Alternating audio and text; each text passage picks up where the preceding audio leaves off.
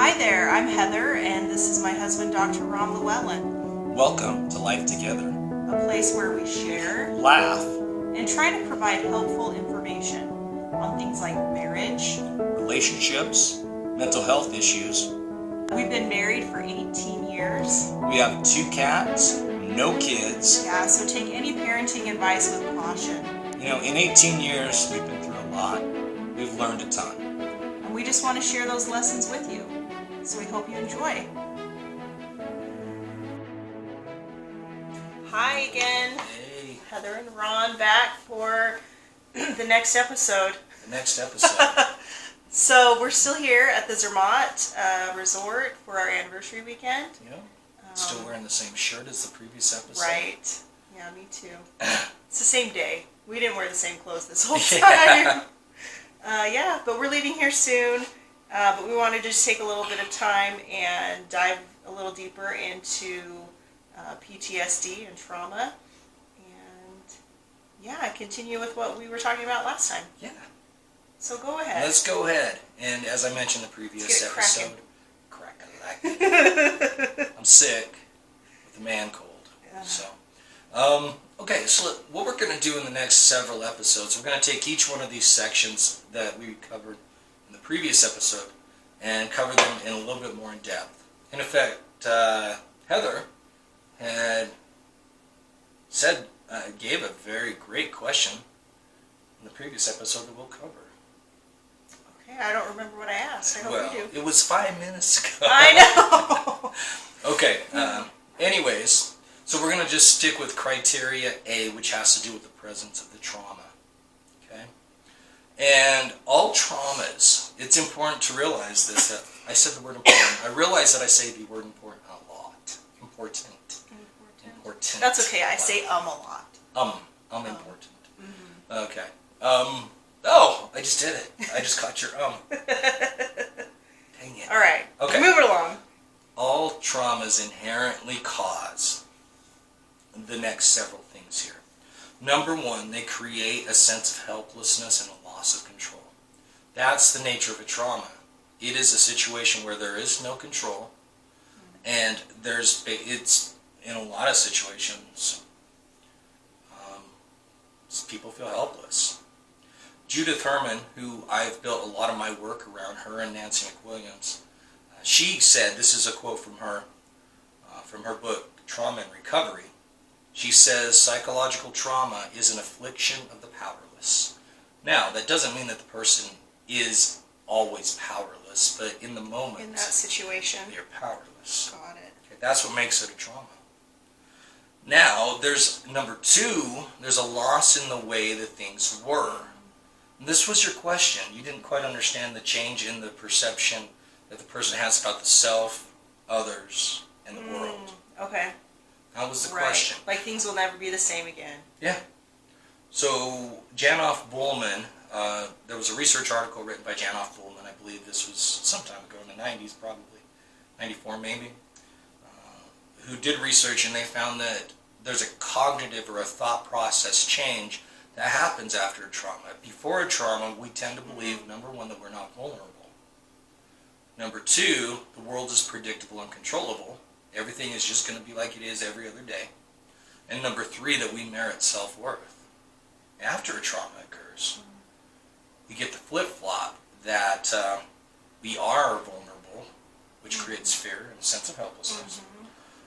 Number two, that the world is not predictable and not controllable, which causes a lot of anxiety to live in a world like that. And that some people go on to develop a sense that they don't merit self-worth anymore. They just deserve this type of stuff. Now, I haven't seen that with everybody who has trauma, and I haven't seen everybody who has trauma, but I see that in maybe 3/4 of the people that I work with. Now, about 5 years later, a guy by the name of Epstein did a similar study, and he found something very similar. So, Epstein concluded that before a trauma happens, we tend to believe that the world is a source of joy. That we believe that the world is controllable, just like Janoff Bullman's, and that I'm competent and good. Again, so after trauma happens, those things change pretty dramatically.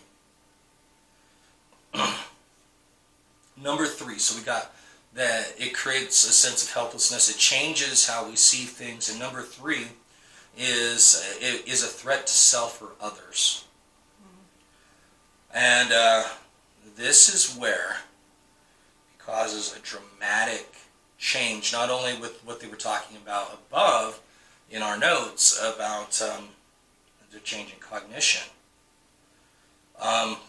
This is a quote from an article by Luxembourg I think you'll find very interesting, talking about a condition they call a desnos, disorder of extreme stress not otherwise specified, which went on to be called complex trauma, which went on to be called type 2 trauma, which went on to become part of the PTSD criteria over a period of time.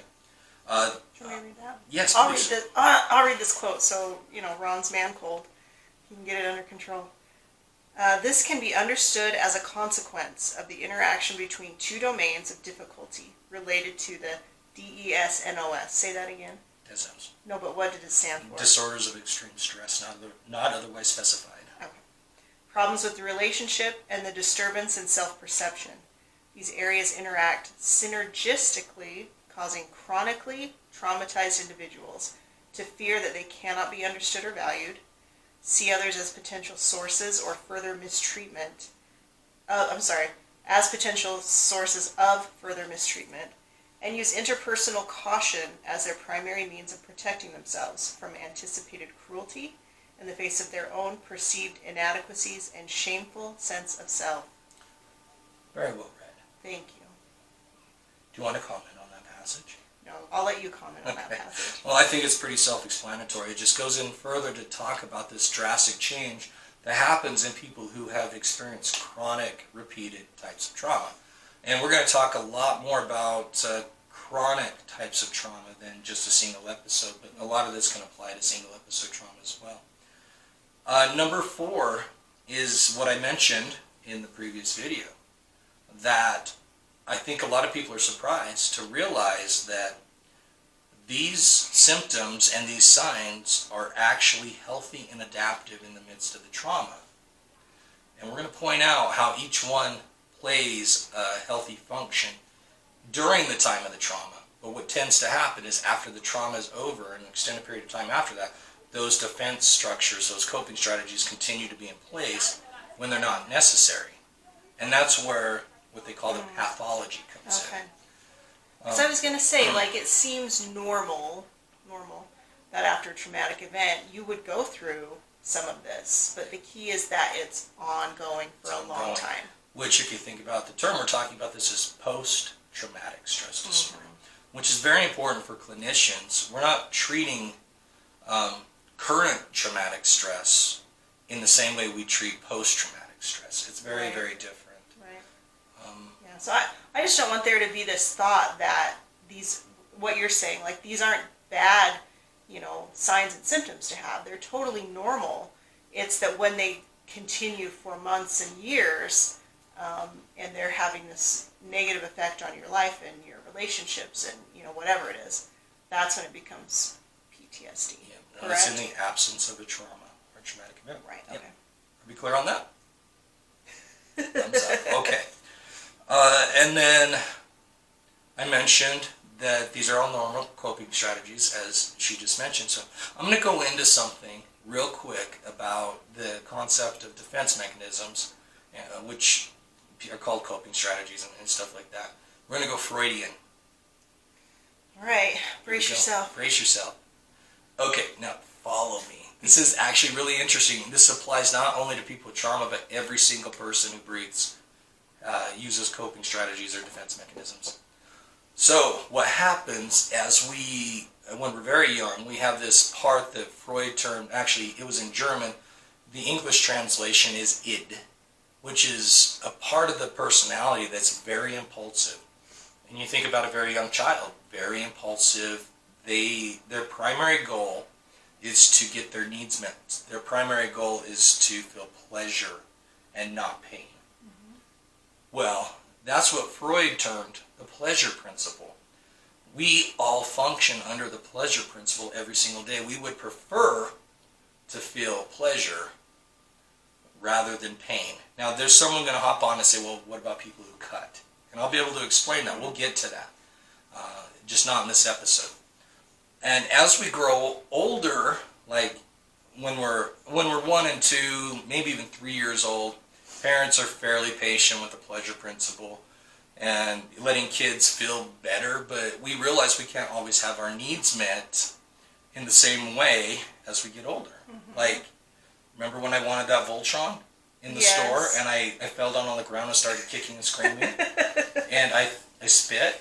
Uh-huh. Remember that? This was like a week ago. This was a week ago. No, but see, we can't do that as an adult. We can't have temper tantrums.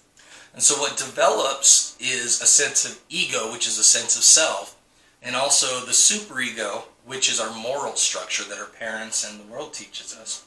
And the superego says, okay, we still have to cope by increasing pleasure, but we can't do it in the immature ways we used to.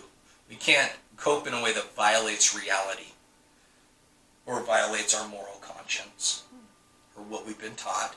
And so we develop healthier defense structures. But everything is still based upon reducing pain and increasing pleasure. Everything. Now, the number one, every defense mechanism falls under one category. It's called repression. Repression. Okay. Which is taking material from the conscious mind and pushing it back into the unconscious mind. There's lesser forms of it, like suppression, which is momentarily. There's more intense forms that get very unusual. Now, you say, well, I thought it had to be a healthy, more mature coping strategy.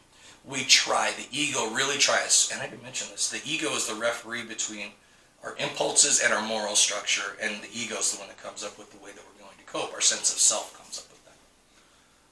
And, well, although we try to have better coping strategies and healthier, more mature ones, sometimes our coping strategies fail.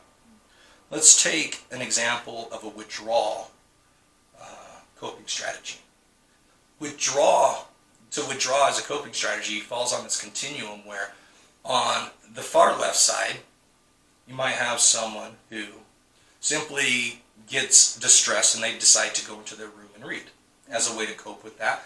Brings about some pleasure, decreases the anxiety. That's the pleasure principle, right? Or we have a person who withdraws into alcohol to increase pleasure or decrease pain. And that's less healthy. Or on the far side, we have a person who falls into or withdraws into a psychotic episode. It's all kind of within that same concept, but it just depends on the maturity. And the way to determine if a defense mechanism is mature or immature, healthy or unhealthy, is to determine, number one, does it violate reality? And number two, does it violate boundaries? Now, does it violate reality? The person who's over in the psychotic episode is violating reality. And when I'm talking about boundary, I'm talking about the emotional or psychological state of someone else, or entering into you and having a dramatic effect, like when I annoy you, right? My psychology is crossing your boundary. Right, yeah. And then how do you cope with that, right? I want to punch you. Exactly. And her fist violates my boundary. Right. So that's the concept of boundary. Now my psychology could violate hers or hers can violate mine. Either way, if it violates reality or violates a boundary, that's a problem. Now this again is on a continuum. Sorry, I'm rambling. I could talk about Freud and stuff forever. On the one side, you can have very rigid boundaries that nothing can be different than how you want them, which falls more in the obsessive compulsive type of category, where not the have to wash your hands obsessive.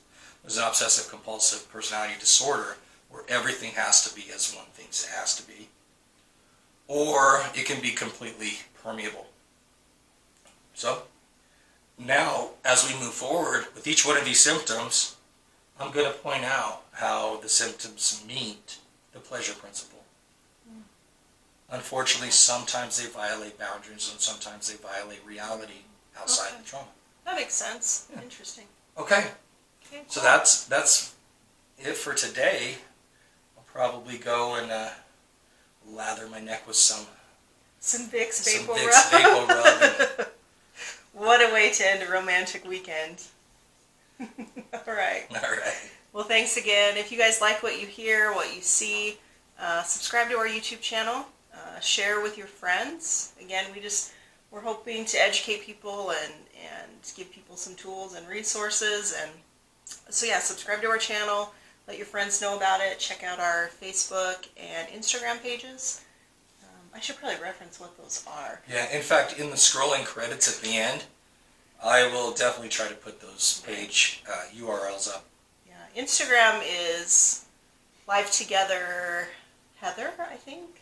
We'll put it in the show notes. I don't know. Apparently I wasn't part of it. I don't think it wouldn't let me do that Okay, long. okay. Anyway, okay. Thanks, everyone. Cheers. See ya.